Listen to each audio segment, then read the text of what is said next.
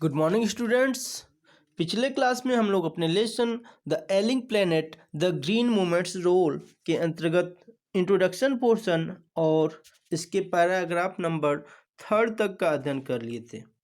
आज की क्लास में हम लोग इसी लेसन के पैराग्राफ नंबर 4 और उसके आगे के पैराग्राफ का अध्ययन करेंगे। तो आइए हम लोग अपना लेसन बिगिन करें। जैसा कि आप लोग देख रहे होंगे दिया गया है, the concept of sustainable development was popularised in 1987 by the world's commission on environment and development. अर्थात सिंपल शब्दों में हम लोग कह सकते हैं कि जो सस्टेनेबल डेवलपमेंट, जो सतत विकास का कार्यक्रम है, यह 1987 में विश्व पर्यावरण और विकास आयोग के द्वारा एक तरीके से इसको प्रसिद्धि दिलाया गया। इसको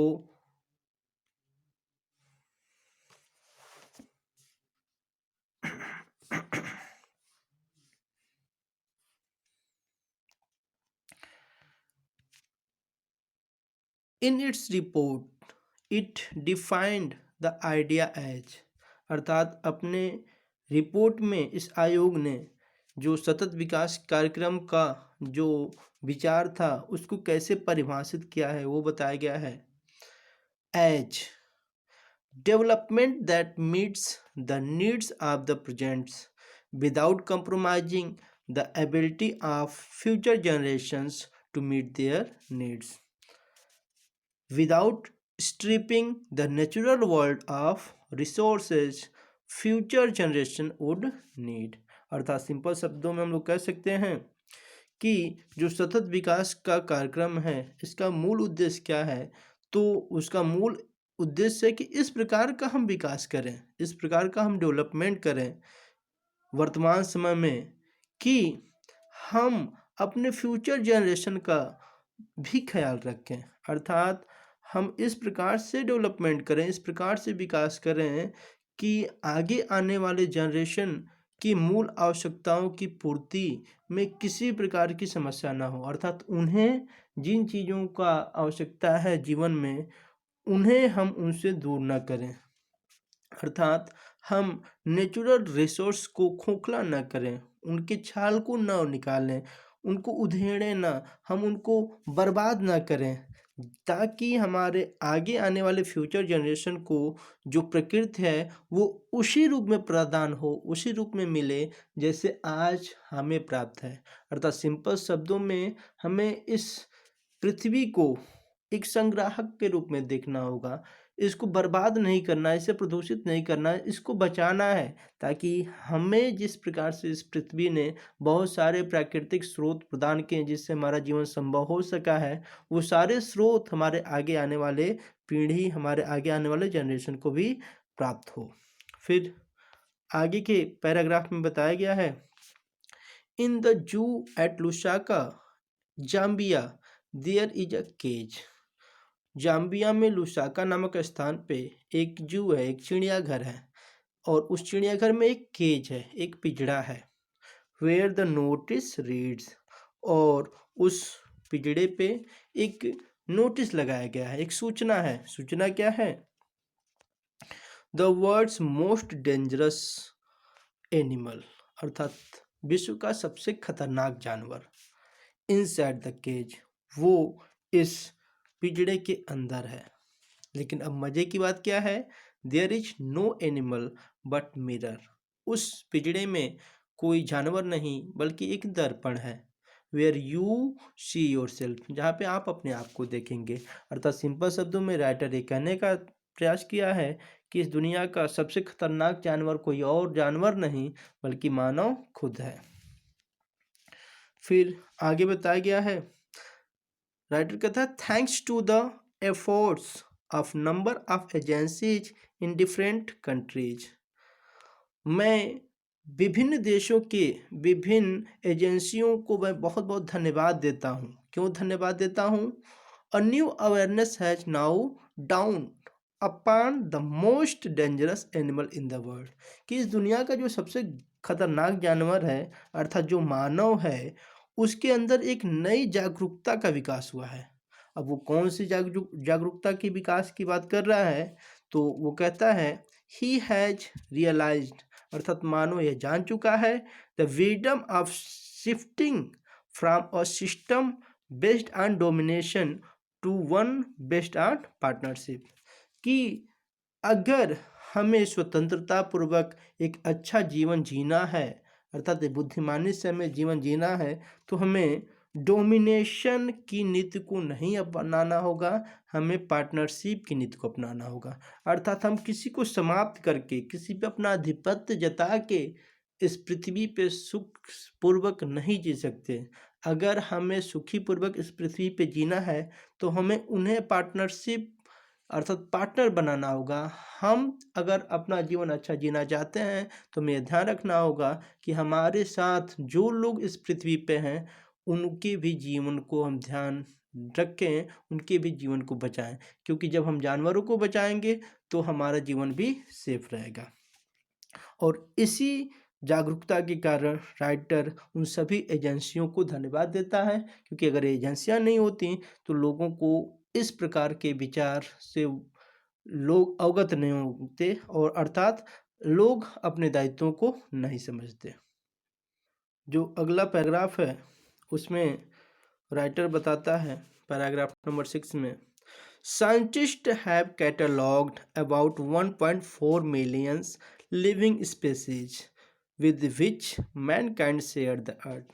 अर्थात जो वैज्ञानिक हैं वो बताते हैं कि हम लोग अर्थात मानव जो है वो इस पृथ्वी पे 1.4 मिलियन अन्य जीवित प्राणियों के साथ जीवन जीता है। अर्थात ये इस पृथ्वी पर केवल मानव जाति नहीं है, मानव जाति के अलावा लगभग 1.4 मिलियन अन्य प्रजातियां हैं जो इस पृथ्वी पर रहती हैं। अब आगे फिर क्या कहता है writer, estimates very widely as regard the still uncatalogued living species. Writer कहता है कि हम लोग जो 1.4 मिलियन लोगों की बात करते हैं जो इस पृथ्वी पर हैं, सबसे बड़ी बात यह है कि इससे कहीं अधिक ऐसे जानवर हैं जो इस पृथ्वी पर अभी किसी भी क्षेत्र में विभाजित नहीं हुए हैं, अर्थात उनका कोई नामांकन ही नहीं है। अर्थात जो 1.4 मिलियन का जो डाटा हमें अभी पता है, अभी इतने अधिक जानवर जिनके बारे में हम जानते नहीं हैं, उनका भी डाटा अगर हमें पता चल जाए तो 1.4 मिलियन जो हमें वर्तमान का डाटा पता है उससे कहीं बहुत अलग होगा, बहुत अधिक होगा। अब उसके एग्जाम्पल के तौर पे राइटर ने आगे बताया है, biologist record that about 3 to 100 million other living species still languish unnamed in inminous darkness। जो बायोलॉजिस्ट है उनका मानना है कि जो 1.4 मिलियन लिविंग प्राणी के विषय में हमें पता है, अभी 3 से 100 भी, 100 भी हम लोग कह सकते हैं, ऐसे मिलियन हो सकते हैं जिनके बारे में हमें कुछ पता ही नहीं है, वो दुनिया के इस अंधेरे में बिना नाम के ही घूम रहे हैं। अर्थात ऐसे बहुत से जानवर हैं जिनके बारे में हमें पता ही नहीं है। अगर उनकी संख्या अगर हम लोग काउंट करें, अगर हम जान जाएं कि वास्तव में कुल कितने इस पृथ्वी पर जानवर या प्रजातियां पाई जाती हैं, तो वो संख्या वर्तमान में जाने गए संख्या के कई गुना अधिक हो सकता है। फिर आगे जो राइटर है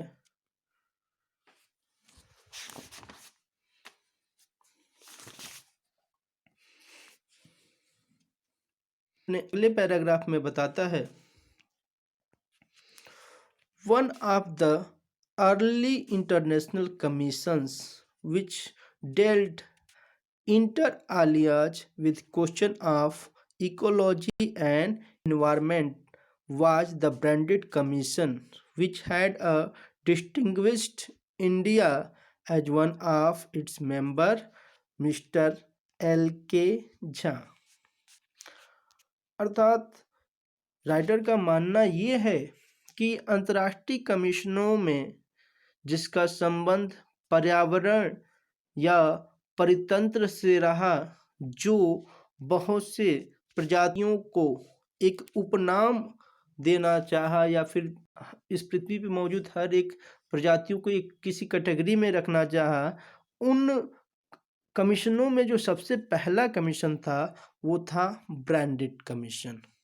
और सबसे बड़ी बात है कि उसमें भारत के एक जाने माने व्यक्ति मेंबर के रूप में थे, जिनका नाम था मिस्टर LK झा। अर्थात ब्रांडेड कमीशन जो बहुत ही पॉपुलर कमीशन रहा, उसमें भारत का भी प्रतिनिधित्व रहा है। मिस्टर LK झा उसके एक मेंबर थे और उस कमेटी के द्वारा रिपोर्ट एक प्रस्तुत किया गया है, जो आगे बताया गया है। The first branded report raise the question. और इस ब्रांडेड रिपोर्ट के द्वारा जो पहला प्रत्यावेदन प्रस्तुत किया, जो पहला रिपोर्ट प्रस्तुत किया गया, उसमें एक बड़ा प्रश्न उठाया गया। बड़ा प्रश्न क्या था? Are we to leave our successors scorched planet of advancing deserts? क्या हम अपने आगे आने वाली पीढ़ी, जो सक्सेसर्स हैं, जो हमारे बाद आएंगे, उसे इस प्रकार का ग्रह देना चाहते हैं जो रेगिस्तान में बदलने वाला हो, जो डेजर्ट में बदलने वाला हो, जहाँ पे जीवन संभव ही ना हो? इम्प्रोवाइज लैंडस्केप जो ऊषण भूमि में बदलने वाला हो, एंड एलिंग इन्वायरमेंट और जहाँ का वातावरण बिल्कुल दूषित हो चुका हो, बिल्कुल ही खराब हो चुका हो, बिल्कुल बीमार हो चुका हो। अर्थात सिंपल शब्दों में राइटर ये एक और वो बड़ा सा प्रश्न क्या है कि क्या हम अपने आने वाले पीढ़ी को एक ऐसा ग्रह देना चाहते हैं जिस पे जीवन संभव ना हो। फिर इसके बाद से हम लोग का अगला जो पैराग्राफ है उसमें राइटर बताता है, mister Lester R Brown in his thoughtful book. जो आर ब्राउन महोदय हैं वो अपने बुक में, जिसका नाम क्या दिया गया है, द ग्लोबल इकोनॉमिक प्रोस्पेक्ट्स। अर्थात आर ब्राउन महोदय अपने बुक में, जिसका नाम द ग्लोबल इकोनॉमिक प्रोस्पेक्ट है, points out that the earth principal biological system are 4। इस पृथ्वी का जो मुख्य जैविकीय क्रिया है उनकी संख्या कुल कितनी है? 4 है। अर्थात इस पृथ्वी पर 4 जैविकीय क्रियाएं हैं जिससे ये पूरा पृथ्वी नियंत्रित होता है। और वो कौन कौन से हैं? फिशरीज अर्थात मत्स्य पालन, फॉरेस्ट अर्थात जंगल, ग्रासलैंड अर्थात हरे भरे भूमि, एंड क्रॉपलैंड अर्थात भूमि, अर्थात जहाँ पे फसल उगाए जाते हैं। फिर आगे है, and they form the foundation of global economic system. और यही 4 बायोलॉजिकल जो सिस्टम है वो किसी भी राष्ट्र का राष्ट्रीय रूप से आर्थिक गतिविधियों को नियंत्रित करते हैं, उन्हें फाउंडेशन देने का कार्य करते हैं, उनके आधार का कार्य करते हैं। अर्थात पूरा आर्थिक नियंत्रण इन्हीं 4 जैविकीय क्रियाओं पर नियंत्रित रहता है। In addition to supplying our food, और हमें भोजन या खाद्य पदार्थ पहुंचाने के लिए दीज 4 सिस्टम प्रोवाइड्स, यही 4 जो बायोलॉजिकल सिस्टम है वो देता है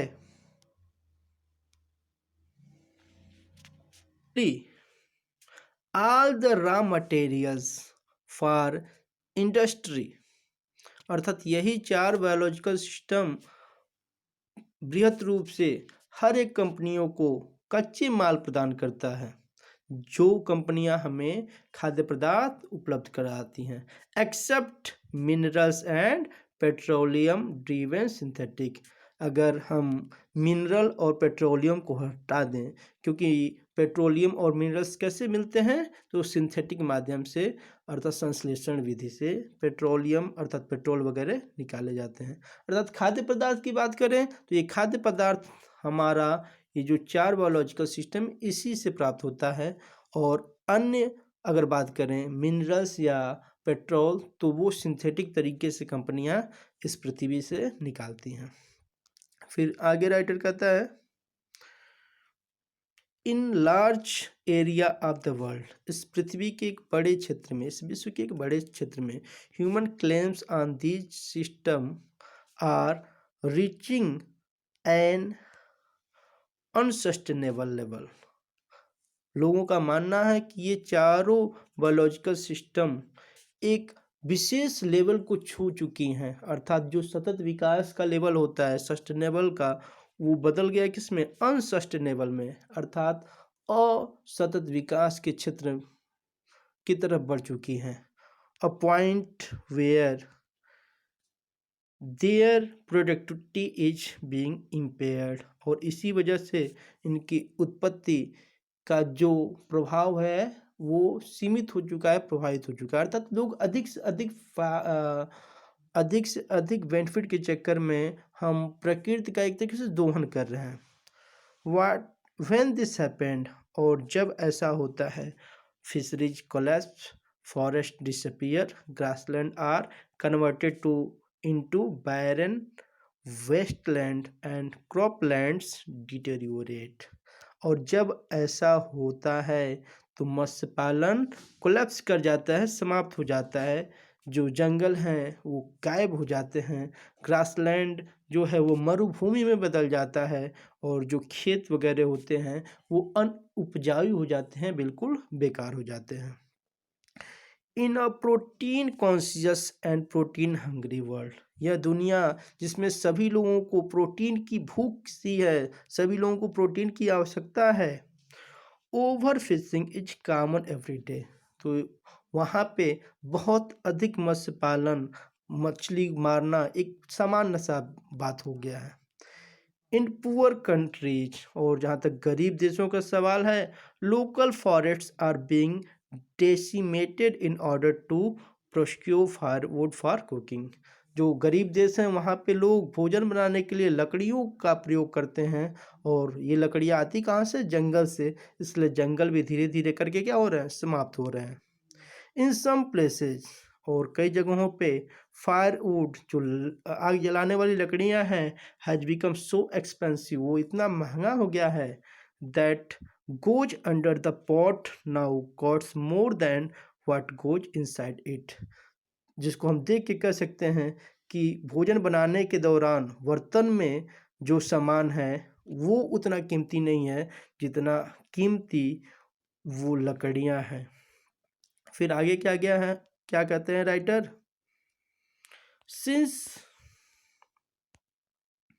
since the tropical forest is in the world, अब यहाँ पे वर्ल्ड नहीं है, वर्ड है, ध्यान रखिएगा आप लोग, in the word of mister Myers, the powerhouse of evolution, several species of life faces extinction as a result of its destruction, अर्थात राइटर कहना चाहता है कि डॉक्टर मायर्स के शब्दों में जो ट्रॉपिकल फॉरेस्ट है वो मानव जीवन के उन्नयन का कार्य करता था, एक पावर हाउस की तरह था, एक ऊर्जा स्रोत की तरह था, लेकिन जैसे जैसे ये ट्रॉपिकल फॉरेस्ट समाप्त होते गए, अनेक प्रकार के जीव जो इन जंगलों में रहते थे उनका भी एक्सटिंक्शन होते गया, उनकी भी समाप्ति होती गई, और जब ऐसा होता है, अर्थात जब बहुत सारी स्पीशीज समाप्त होती हैं तो उसका परिणाम क्या होता है, डिस्ट्रक्शन, बर्बादी, अर्थात सिंपल शब्दों में जब हमारे जंगल नहीं रहेंगे तो बहुत सारी प्रजातियों का जीवन दुर्लभ हो जाएगा, उनका जीवन समाप्त हो जाएगा, और जब इस पृथ्वी पर बहुत सारे जीव जंतु अपने आप मरेंगे तो श्योर है उसके परिणाम स्वरूप हमारा भी जीवन प्रभावित होगा, हमारा भी जीवन एक तरीके से विपत्ति का सामना करेगा, श्योर है कि मानव जीवन भी प्रभावित हो जाएगा।